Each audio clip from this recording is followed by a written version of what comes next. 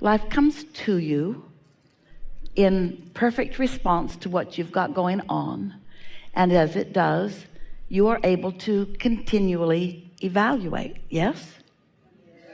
So do you think you're overdoing your evaluating or underdoing it? You think you are paying too much attention to life or not enough attention? Do you think you're trying to figure it all out? In other words, getting out ahead of it. That's a big thought, isn't it? Because as much as you've already lived, there is so much that is before you.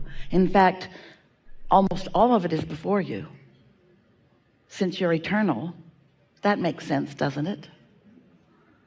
So when we encourage you to get out ahead of it, was it sort of twisting your brain into a knot? Or did you not think about it at all? Esther thought about it incessantly. Getting out ahead of it, getting out ahead of it. How far out ahead of it should I be getting? I can't get into the unknown with much satisfaction. She began to notice that she could be general in her getting out ahead of it. I expect to live happily ever after. But do you know what segment intending is? Segment intending is acknowledging that you've entered a new segment. And what is a new segment? It's a new block of time, a new period of being where your intentions have changed ever so slightly from the block of time or from the period of experience that was just before it. For example, if you were to get into your automobile, your vehicle, you've entered a new segment because your intentions have changed. Your intentions in your automobile, if you are driving, may be to be aware of where you're going, to be aware of what's around you, to be aware of the others around you, to be clear-minded, to be happy-hearted, to be flexible and connected and responsive and in love with life. In other words, some of these things you would want to include in every segment, but being in your vehicle includes different intentionality than sitting on your sofa. Yes? Choosing a movie, you're entering a new segment. Being in the movie, you've entered a new segment. Someone new walks into the room, you've all entered a new segment. You enter in a new room, you've entered a new segment. So if you are aware that a new segment has begun, then you can think about what your preferences are with that segment. Esther's daughter Tracy often tells the story. Esther heard her tell the story to her own children recently, that when she was in college, she was working as a waitress in a 50s diner. And most often on her way to work, which was 15 or 20 minutes, depending on traffic, not much traffic happening then, she would think about how glad she was to be there and about the customers that would be given to her in her section and how playful they would be, how happy to be in this playful environment they would be, how nice they would be to interact with, and how much fun she was going to have in interacting with them, and how nice it was going to be to interact with the cooks and the other people that were working in the restaurant. And Tracy noted that when she took the time to do that intentionality for that segment, that it always was a nice evening. But if she just got in her car and went to work and didn't get down the road a little bit with any intention, then she found herself, and this is really the point that we want you to hear, and then off we'll go into whatever you want to talk about. She would find herself reacting, not out ahead of it, reacting to it as it came. So when a not so pleasant customer would be seated in her section, it was hard not to react to it. Anyone would.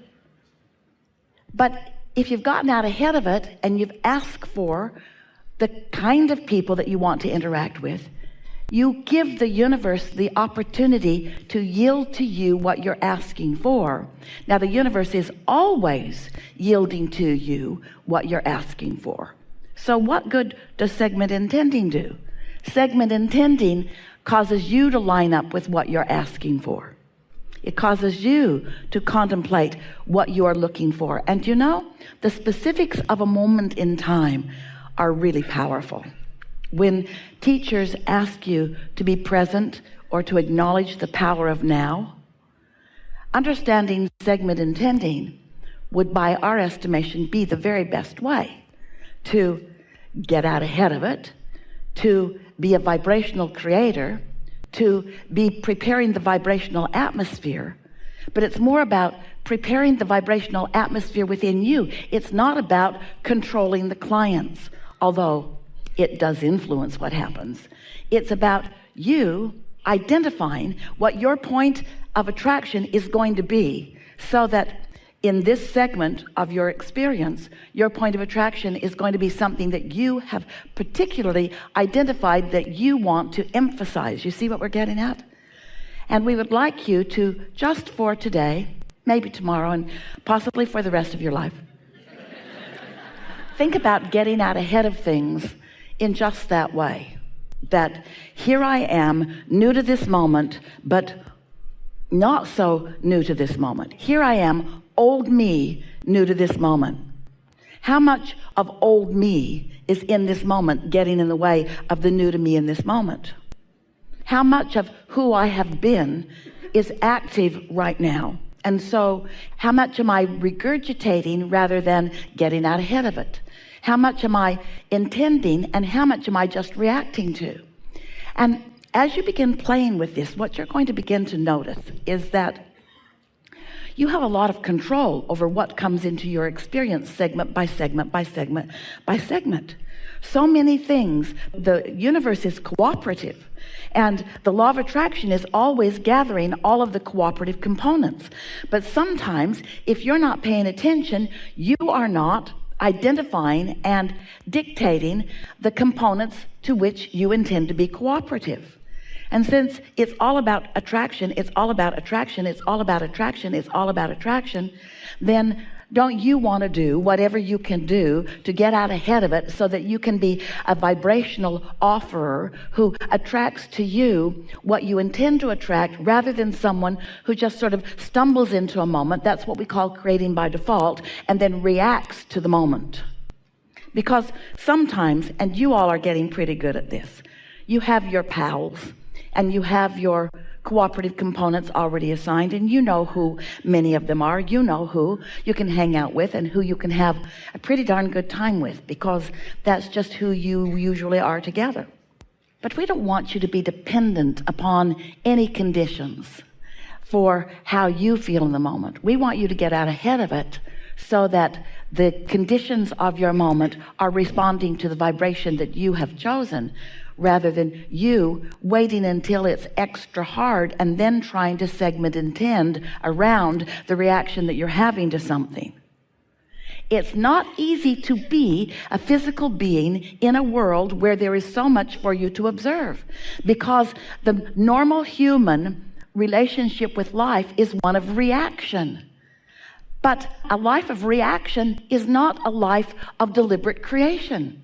A life of reaction is not being out ahead of it. A life of reaction is reacting to what is going on. That is not deliberate creation. That is creation by default. So, just thought we'd chew on that just a little bit at the beginning here, because when you decide that you are the creator of your own reality, and you acknowledge that the universe is cooperative and that you have the power to offer a vibration by deliberate intent, and then you practice it segment by segment, which is really easy. As Esther is thinking about getting out ahead of it, she sort of got lost in the out ahead of it. She spent a couple of days really contemplating, what is out ahead of it? How big do I want to think? The expansiveness of her future overwhelmed her as she tried to get out ahead, as she tried to think thoughts that she wasn't in very close proximity to. She couldn't make that jump. And so instead of it being an exercise of elation, like going through that portal that we described the other day, it was like standing at the brink of the portal, trying to stick her head through the portal and not knowing what was on the other side of it and not being able to connect with it all. And then she began asking the questions of us. Abraham, what do you mean? What exactly do you mean by getting out ahead of it? And we said, we mean only this simple thing. Don't react to life, plan it. That's all. Well, how far ahead can you plan? Well, in some cases, you planned being on this cruise quite a while ago, didn't you? Esther's pretty good at that. In other words, she picks dates and puts them on the calendar and knows you'll show up. And it's not hard to figure out the things that she wants to take place. In other words, she has a very clear template of the happiness that she wishes for all of you as you co-create together. So she can get out ahead of it in those ways. But can you really get out ahead of everything? Not really. Not really. Some of it you want to get closer until you decide. And so we just want you to digest your life in this delicious way. We want you to feel appreciative and thankful for what you've been doing in really general terms, and not get too detailed about why anything is or isn't happening right now. But from where you are, if you could just accept along with us the perfection of where you stand right now, and then just softly intend for the things that you would most like to experience in as best as you can figure out what the next segment of your experience is, you will discover a cooperative universe unlike anything that you've experienced on a consistent basis before. And before you know it, you will feel your directing, your soft, gentle, expectant directing of all things working out for you. Now, they always are. But when they work out as you have asked them to work out, ooh, that's when life begins to feel extra fun to you, you see. Observation can be nice. Reacting can be nice if the conditions are such. But if you allow yourself to be, we love you so much, a lazy responder to conditions, then you can as easily be a responder to a negative condition as you are to a positive condition. In other words, if you decide that you're just a reactor to what's going on, now you got to be like so many people try to be and can't be. You've got to control the conditions to which you are responding, and then everything gets all wonky. If you train yourself to be responsive to conditions, a conditional creator, then you get into that place where you have to control what's going on. And have you noticed you can't do that? You just can't control the conditions. So if you decide you're not going to be a conditional creator, you're not going to be a reactor or a responder, instead you're going to be a get out ahead of a you're going to be a segment intender You're going to be a flow the energy and find the feeling of the energy that has flowed. You're going to be a painter of an image, a decider of how you want to feel, a stater of what's next and how you want it to feel. And you begin to see the power of that intentionality. Now you've got it forevermore about everything. You want life to come to you in bite-sized pieces, just like you want to eat your dinner in bite-sized pieces. It could all be there at once, and you could be given 13 seconds to ingest it, but it wouldn't be what you're really looking for. Bite-sized pieces, segment by segment by segment by segment by segment, all under your control, all responding to you, and you being right there because of your segment intending, because of your segment intentionality, because of your segment getting out ahead of it, because you thought about the segment right before you went.